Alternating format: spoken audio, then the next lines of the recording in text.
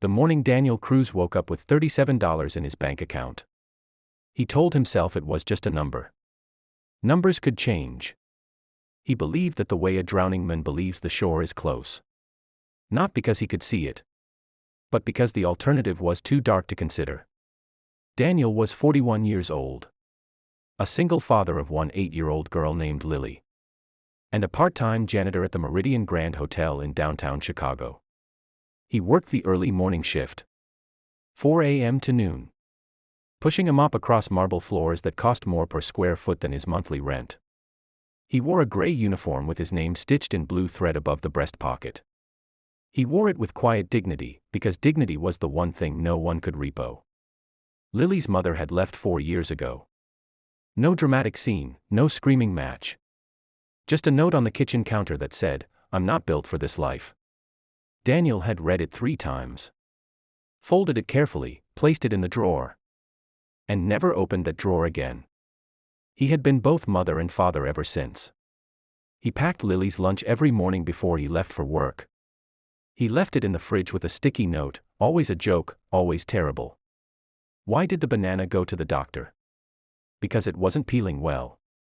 Lily would read it, groan, and smile. That smile was the engine of his entire existence. It was a Tuesday in November when everything changed.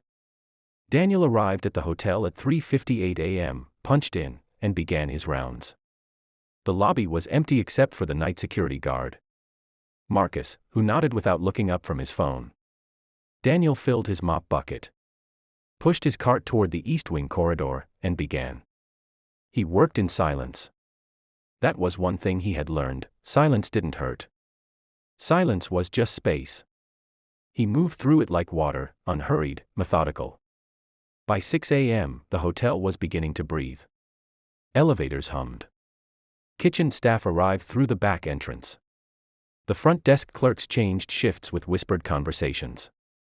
Daniel was polishing the brass fixtures near the elevator bank on the lobby level when he heard the doors slide open. He didn't look up immediately. That was his habit. People in expensive suits didn't like to be noticed by the help. He had learned that too. But then he heard something that made him stop. A sound. Not a word. Not a phone call. Not the clipped, urgent footsteps of a powerful man running late. A sob. Quiet. Controlled. The kind that a person makes when they are desperately trying not to make any sound at all. Daniel looked up. And he couldn't look away. The man standing in the elevator doorway was Richard Calloway. Daniel knew the face. Everyone in Chicago knew the face. Richard Calloway was the founder and CEO of Callaway Dynamics, a defense and aerospace technology company worth $11 billion. His picture appeared on the covers of magazines. He had been on television. He owned the top 3 floors of this very hotel as a permanent executive suite. The kind of arrangement only a handful of people in the world could afford. He was 53 years old. Silver-haired, broad-shouldered. And always photographed in the posture of a man who had never once doubted himself. But right now, Richard Calloway was standing in the elevator of his own hotel. Back pressed against the mirrored wall. Face turned slightly downward, and he was crying.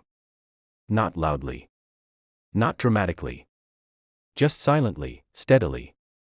The way a man cries when he has been holding something for a very long time and his arms have finally given out.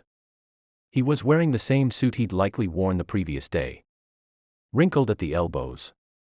The tie loosened and slightly crooked. His left hand was pressed flat against the elevator wall as if he needed it to stay upright. His right hand held a phone with a cracked screen, face down. He hadn't noticed Daniel. Daniel stood completely still. He knew he should turn away.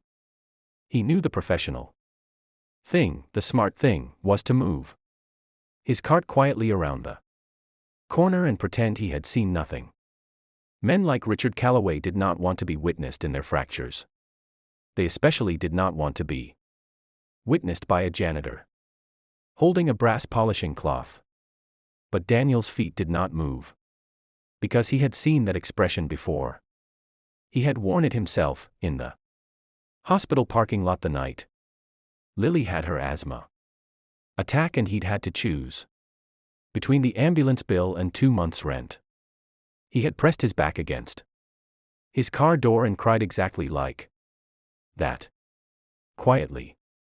Steadily. With nowhere to put the weight. That expression had no tax bracket. That expression belonged to no income level. That expression was just human. Richard finally stepped out of the elevator, and that's when he saw Daniel. He stopped. For a moment, neither man spoke. Richard's jaw tightened. His eyes, red at the edges, went hard and guarded. The way powerful men's eyes do when they feel exposed. He straightened slightly, cleared his throat, and began to walk past. Daniel should have nodded and looked away. Instead, he heard himself say, very quietly, "You need a minute, sir." Richard stopped walking. The lobby was empty. The security desk was around the corner. There was no one else.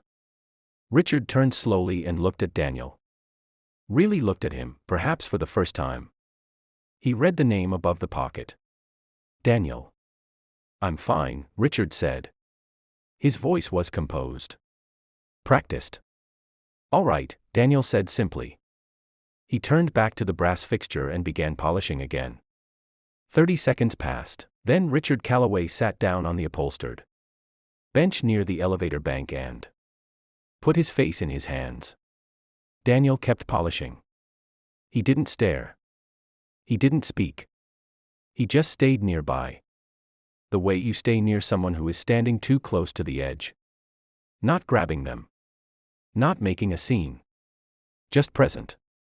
After a long moment, Richard spoke. "My daughter," he said. His voice cracked on the second word. He stopped. Tried again. "My daughter was in an accident last night. She's in surgery right now at Northwestern Memorial. He stopped again. Pressed his fingers against his eyes.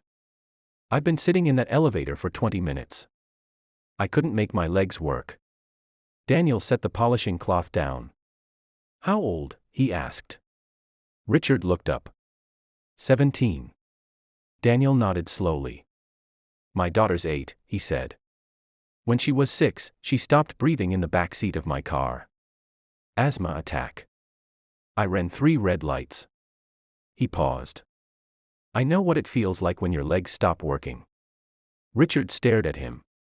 "Is she okay?" Richard asked. "Your daughter?" "She is," Daniel said. "Drives me crazy every single day. Best thing that ever happened to me." Something shifted in Richard Calloway's face. The hardness didn't disappear, but it softened at one corner. The way ice softens at an edge before it begins to melt. "I don't know how to pray," Richard said, almost to himself. I don't know the words." "You don't need words," Daniel said quietly. "You just need to mean it." Richard looked at him for a long moment. Then he looked at the floor. His shoulders dropped, not in defeat, but in something closer to release. Like a man finally setting down a weight he had been too proud to admit was heavy. They sat in silence for a few minutes. Daniel didn't push. Didn't offer platitudes. Didn't say everything happens for a reason or she'll be fine. The hollow phrases people offer when they don't know what else to give. He just stayed. At 6:47 a.m., Richard's phone buzzed. He looked at the screen. His hands were shaking when he stood up. His eyes filled again, but this time differently. The way eyes fill when the news is good and the body doesn't know how to process relief after so much fear. "She's out of surgery," he said. His voice was barely above a whisper. "She's stable."